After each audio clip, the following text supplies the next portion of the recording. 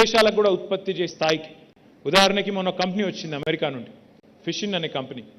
వారు వచ్చి 1000 కోట్ల పెట్టుబడితో ఇక్కడ తిలాపియా అనే చేపను వృద్ధిలోకి తీసుకొచ్చి దాన్ని మొత్తం 100% ఎక్స్పోర్ట్ ఓరియంటెడ్గా అమెరికాకు తీసుకెళ్లాలనే ప్రయత్నం చేస్తూ ఉన్నారు. సో ఈ రకమైన నీలి విప్లవం కూడా తెలంగాణలో మన కళ్ళ ముందే సాక్షాత్కారం కాబోతా ఉంది. మూడవది శ్వేత విప్లవం, white revolution. Now there was a time when Vijaya Dairy, which is the government arm for dairy development in Telangana and Andhra Pradesh, actually went sick. మూతబడే పరిస్థితికి చేరుకున్న విజయ డైరీని ఈరోజు తిరిగి ప్రాణప్రతిష్ఠ చేసి ప్రతి ఒక్క డైరీ ఫార్మర్కి లీటర్కి 4 రూపాయల చొప్పున ప్రోత్సాహకం ఇచ్చిన తర్వాత మినీ డైరీస్ని ఎంకరేజ్ చేసిన తర్వాత ఈరోజు అదే విజయ డైరీ, ఏ విజయ డైరీ అయితే మూతబడే స్థాయికి చేరుకున్నదో ఆ విజయ డైరీ ఈరోజు ప్రభుత్వానికి తిరిగి డివిడెండ్ ఇచ్చే స్థాయికి చేరుకుంది అంటే తప్పకుండా తెలంగాణలో శ్వేత విప్లవం కూడా, ఒక క్షీర విప్లవం కూడా మన కళ్ళ ముందే రాబోతా ఉంది. ఒక చిన్న ఉదాహరణ చెప్పాలి అంటే శ్వేత విప్లవం, క్షీర విప్లవం అని నేను చెప్తుంటే కొంతమందికి అదేం పెద్ద విషయమా అనిపించవచ్చు. కానీ మన పెద్దవాళ్ళు ఎప్పుడు చెప్తుంటారు, పంటతో పాటు పాడి పరిశ్రమ కూడా బాగుంటేనే గ్రామీణ ఆదాయంలో, గ్రామీణ ఆర్థిక పరిపుష్టిలో దోహదపడుతుంది. మనం ఇప్పుడు ఉదాహరణకి పాడి పరిశ్రమ యొక్క పవర్ తెలుసుకోవాలనుకుంటే న్యూజిలాండ్ అనే దేశంలో ఫాంటేరా అని ఒక కంపెనీ ఉంది. ఆ ఒక్క కంపెనీ, ఫాంటేరా అనే ఒకే ఒక్క కంపెనీ, గతంలో దాని పేరు న్యూజిలాండ్ డైరీ బోర్డ్ అని ఉండేది. ఆ ఒక్క కంపెనీ, ఫాంటేరా అనే ఒకే ఒక్క కంపెనీ న్యూజిలాండ్ యొక్క జీడిపిలో 8% కాంట్రిబ్యూషన్ ఆ ఒక్క కంపెనీ నుంచి వస్తూ ఉంది. అది మొత్తం డైరీ ప్రోడక్ట్స్ తయారు చేసే కంపెనీ. ఎందుకు చెప్తా ఉన్నానంటే భారతదేశం ఇంకా కూడా 70% గ్రామీణ దేశం. ఈ గ్రామీణ దేశంలో తప్పకుండా డైరీ కూడా ఎంకరేజ్ చేయాలి, డైరీని కూడా విస్తృతపరచాలి అనే సదాశయంతో ముఖ్యమంత్రి గారు ఏదైతే పనిచేస్తూ ఉన్నారో తప్పకుండా దానివల్ల ఒక శ్వేత విప్లవం, ఒక క్షీర విప్లవం కూడా వస్తుంది. తద్వారా రైతుల ఆదాయం కూడా పెరుగుతుంది, పాడి వల్ల పంటలకు లాభం జరుగుతుంది, దాంతో పాటు రైతుల ఆదాయం కూడా పెరిగే ఆస్కారం ఉంటుంది. ఇక నాలుగవది పింక్ రెవల్యూషన్. పింక్ రెవల్యూషన్ అంటే మళ్ళీ మా వివేక్ గారు వేరే అనుకుంటారు. పింక్ రెవల్యూషన్ అంటే మాంస ఉత్పత్తులు పెరిగి మీట్ ప్రాసెసింగ్ పెరిగి మరి ఇతర దేశాలకు కూడా ఎగుమతి చేసే స్థాయి చేరుకోవడం పింక్ రెవల్యూషన్. ఇప్పుడు consumption of all kinds of meat is typically associated with affluence. అంటే ఎట్లా ఇన్కమ్ లెవెల్స్ పెరుగుతాయో అట్లా ప్రోటీన్ ఫుడ్ తినడం పెరుగుతుంది. కాబట్టి ఈరోజు భారతదేశానికే కాదు ఇతర దేశాలకు కూడా ఎగుమతి చేసే స్థాయికి మన మీట్ ఇండస్ట్రీ కూడా పెరగాలి అంటే తప్పకుండా షీప్ రియరింగ్ లాంటి యాక్టివిటీని పెంచాల్సి ఉంది. షీప్ రియరింగ్ అంటే గొర్రెల పెంపకం ద్వారా, ఎందుకంటే మనం చాలాసార్లు ఇప్పుడు వాగేష్ మాట్లాడడం మీరు విన్నారు, ఫిలిప్ మాట్లాడడం మీరు విన్నారు. చాలాసార్లు మనం చాలా అందంగా స్కిల్ డెవలప్మెంట్ అని మాట్లాడుకుంటూ ఉంటాం. స్కిల్ డెవలప్మెంట్ మంచిదే. స్కిల్ డెవలప్మెంట్ అంటే నైపుణ్య శిక్షణ. స్కిల్ డెవలప్మెంట్ చాలా మంచిది. కానీ ఆల్రెడీ డెవలప్ అయి ఉన్న స్కిల్ సంగతి ఏంటి? మనకు కుల వృత్తులో ఎన్నో ఉన్నాయి. ఆ కుల వృత్తుల్లో వంశపారంపర్యంగా ఆ టాలెంట్ ఉన్న, ఆ నైపుణ్యం ఉన్న సోదరులు ఎవరైతే ఉన్నారో, రూరల్ ఏరియాస్లో ఎవరైతే ఉన్నారో వారికి కనుక కొద్దిగా ప్రోత్సాహం ఇచ్చినట్టయితే, కొద్దిగా ఊతం ఇచ్చినట్టయితే బాగుంటుందనే ఉద్దేశంతో ఈ రాష్ట్రంలోని యాదవ, కురుమ సోదరుల కోసం రాష్ట్ర ప్రభుత్వం ప్రవేశపెట్టిన మరి గొర్రెల పెంపకం కార్యక్రమం ఏదైతే ఉందో దానివల్ల పశు సంపద మన రాష్ట్రంలో ఇప్పటికే రెట్టింపు పైగా పెరిగింది. దానివల్ల ఏం జరుగుతుంది అంటే మాంస ఉత్పత్తికి, అది మన రాష్ట్రంలో కన్సంప్షన్ అయ్యే మాంసం కావచ్చు, లేదా ఇతర రాష్ట్రాల్లో, ఈ దేశంలోని ఇతర రాష్ట్రాల్లో కానీ, లేదా ఇతర దేశాల్లో కానీ మనం మీట్ ప్రాసెసింగ్ ఇండస్ట్రీని కూడా ప్రోత్సహించినట్టయితే ఒక పింక్ రెవల్యూషన్ దానివల్ల వస్తుందనేది మన ఆలోచన. దాంతోపాటు ఐదవది, ఇప్పుడు కొత్తగా మీరు చూస్తే ఈ మధ్యకాలంలో తెలంగాణలో నీళ్లు, తెలంగాణలో కరెంట్ ఇవన్నీ బాగా పెరిగిన తర్వాత వ్యవసాయ ఉత్పత్తులు పెరిగినాయి. ముఖ్యంగా మన రాష్ట్రంలో వరి వేయడం అనేది పరిపాటిగా ఉంటుంది. వరి విస్తృతంగా రైతులు పండిస్తారు. అయితే వరి నుంచి రైతుల్ని షిఫ్ట్ చేయాలి, ఇతర పంటల వైపు మళ్లించాలి అంటే అదొక పెద్ద సవాల్గా రాష్ట్ర ప్రభుత్వానికి కానీ ఇతర రాష్ట్రాల ప్రభుత్వాలకు కానీ మారిన పరిస్థితి వాస్తవం. మరి వారికి లాభసాటిగా ఉండే విధంగా మరొక ప్రత్యామ్నాయాన్ని చూపెట్టాల్సిన బాధ్యత ప్రభుత్వాల మీద ఉంటుంది. మరి ప్రభుత్వాల మీద ఉండే ఆ బాధ్యతలో భాగంగా భారతదేశం ఒకవైపు ఎడిబుల్ ఆయిల్స్ కూడా ఈరోజు దిగుమతి చేసుకుంటా ఉంది. మనం ఏదైతే వంటలో వాడే వంట నూనె ఉంటుందో ఆ నూనెను కూడా ఈరోజు ఇతర దేశాల నుంచి మనం దిగుమతి చేసుకుంటా ఉన్నాం. మలేషియా నుంచి, ఇండోనేషియా, ఇతర దేశాల నుంచి ఎడిబుల్ ఆయిల్స్ అన్నీ కూడా మనం ఇంపోర్ట్ చేసుకుంటా ఉన్నాం. ఆ డిపెండెన్స్ పోవాలన్న ఉద్దేశంతో తెలంగాణ ప్రభుత్వం రాబోయే 5 ఏళ్లలో 20 లక్షల ఎకరాల్లో ఆయిల్ పామ్ అనే పంటను పండించాలనే లక్ష్యాన్ని పెట్టుకుంది.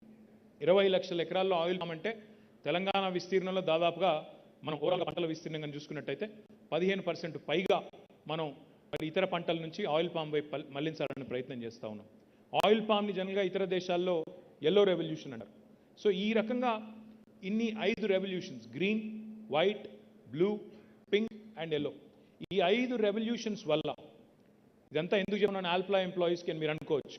ఎందుకంటే మీరు తయారు చేసే ఉత్పత్తులకు అవన్నీ కూడా పర్ఫెక్ట్ వేదికలుగా మారబోతా ఉన్నాయి. అందుకే చెప్తా ఉన్నాను, because you are a moulds company. మరి మౌల్డ్స్ తయారు చేసే కంపెనీకి కొనుగోలు చేసే శక్తి ఉండే మ్యానుఫ్యాక్చరర్స్ ఎవరైతే ఉంటారో ఆ మ్యానుఫ్యాక్చరింగ్ రంగం పెరిగితే తప్ప మనకి కస్టమర్ ఉండడు. కాబట్టి ఇవన్నింటికి తెలంగాణలోని 33 జిల్లాలు వేదికలు కాని మనస్ఫూర్తిగా మేమందరం కూడా కోరుకుంటా ఉన్నాం. I compliment Alpla because, as Vagish pointed out, as Philippe pointed out, they have already invested 600+ crores in Telangana.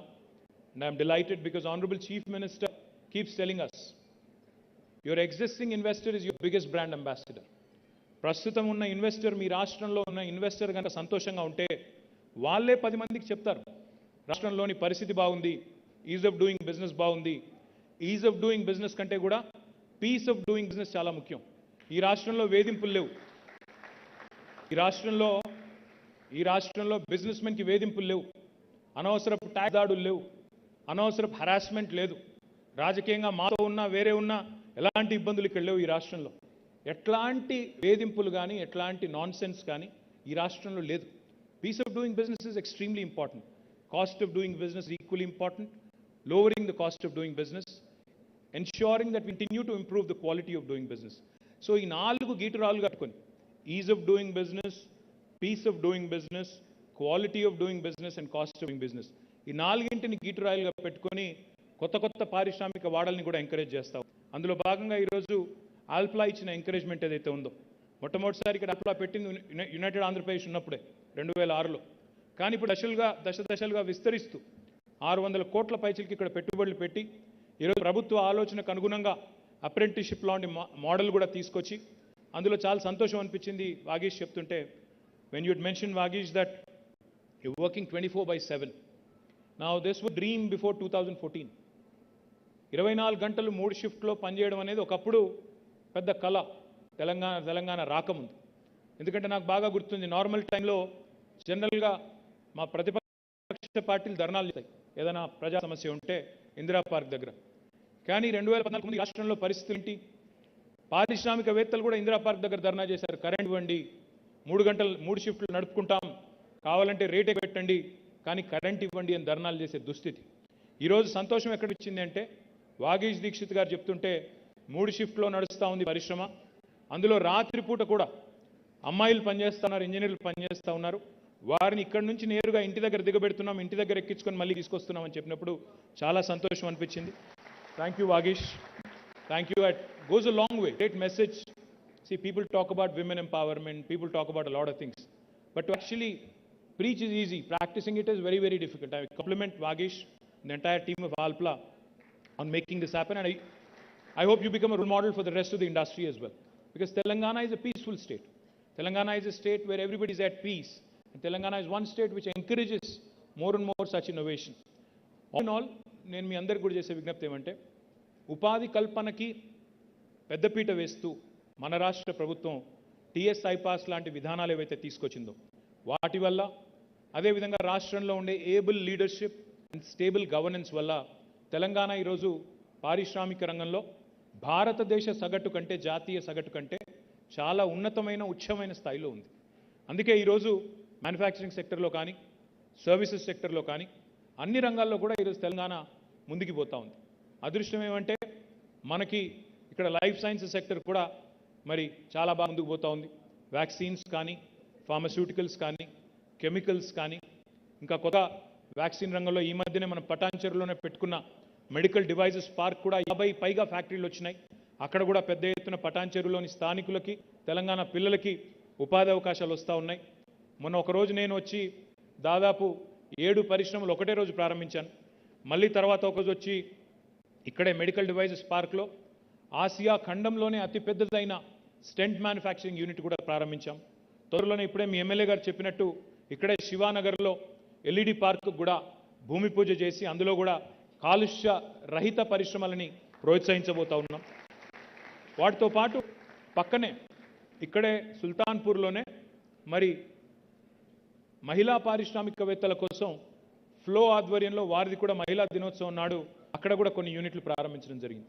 అంటే ఈ రకంగా తెలంగాణ ఒక ఇంక్లూజివ్ అప్రోచ్తో సమ్మిళిత అభివృద్ధి జరగాలన్న ఉద్దేశంతో మహిళా పారిశ్రామికవేత్తలు కానీ ఇతర పారిశ్రామికవేత్తలు కానీ పరిశ్రమను ఒకవైపు విస్తరిస్తూనే వికేంద్రీకరిస్తూనే మరొక వైపు మరి అన్ని రంగాల్లోని పరిశ్రమలకు కూడా పెద్దపీట వేస్తూ దిగుతులకి చరమగీతం పాడే విధంగా ఇంపోర్ట్ డిపెండెన్స్ తగ్గించే విధంగా గౌరవ భారత ప్రభుత్వం ఏదైతే చెప్తా ఉందో ఆత్మనిర్భర్ భారత్ అని, సెల్ఫ్ రిలయంట్ ఇండియా అని, దానికి అనుగుణంగా తెలంగాణ ఒక మ్యానుఫ్యాక్చరింగ్ బేస్ కావాలి అన్న ఉద్దేశంతో చాలా తీవ్రంగా శ్రమిస్తూ ముందుకు పోతా ఉన్నాం. మరి ఆ క్రమంలో ఆల్ప్లా ఈరోజు తీసుకున్న నిర్ణయాన్ని స్వాగతిస్తూ మరి ఇక్కడికి వచ్చిన ఆల్ప్లా కుటుంబ సభ్యులందరికీ కూడా ధన్యవాదాలు తెలియజేస్తూ I only have one request for her excellency the ambassador.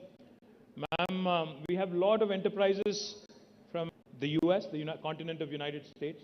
We also have a lot of friends here who invested from the UK and a lot of other European nations as well.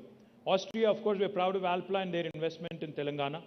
But in fact, Philippe and Vagish both were mentioning that the opportunities of Austrian companies who are looking towards India are many. So I request you, madam, that please point them in the right direction towards Telangana, that is. The reason why I say that is because India is a very diverse country. India is a very heterogeneous country. When an Austrian entity chooses to invest in India, their impression about India will completely depend on the gateway they choose to enter India through. Because India is a very diverse nation. We're 28 different states. It's like Europe. It's like a continent with many languages, multiple cultures. Wow, this is a celebration, true celebration. क्या वागीश भाई special effect add करे थे क्या? మీ వాగీష్ గారు మా కోసం special effect కూడా పెట్టారు. థ్యాంక్ యూ వారికి. దానికి సినిమాల్లో చూపెడుతుంటారు కదా ముందు ఇట్లా వచ్చేసాడని అట్లా అన్నమాట. So as I was saying, don't be scared, nothing will happen. This is Telangana, your safe. I was just telling you. Let me just complete the line of thought. It's a very diverse nation. So if an Austrian entity, if an Austrian enterprise chooses to enter India through, say for instance, an Uttar Pradesh versus Telangana, your experience will be completely different. Because, while it is important to have a base in New Delhi, what's equally more important to understand is that India is a federal republic. Most important things when it comes to setting up a factory or an enterprise actually are in the hands of the government in a state. Action is in the states. So land, power, water, fiscal incentives, human resources, all of this actually are rested with the state governments. While it's equally important to engage with Government of India, what's even more important is to engage bilaterally with the states in India. So therefore my request to you, Madam Ambassador, is give us opportunity to also pitch to Austrian investors who are looking at India. Let's make Telangana the gateway for Austrian investors into India, and they'll have as beautiful an experience as Alpla has had over the last 16 years. I thank you once again, and compliments to the entire family of Alpla. Jai Telangana, Jai Hind. Thank you very much, sir. It was really motivating and inspiring, and I'm sure you're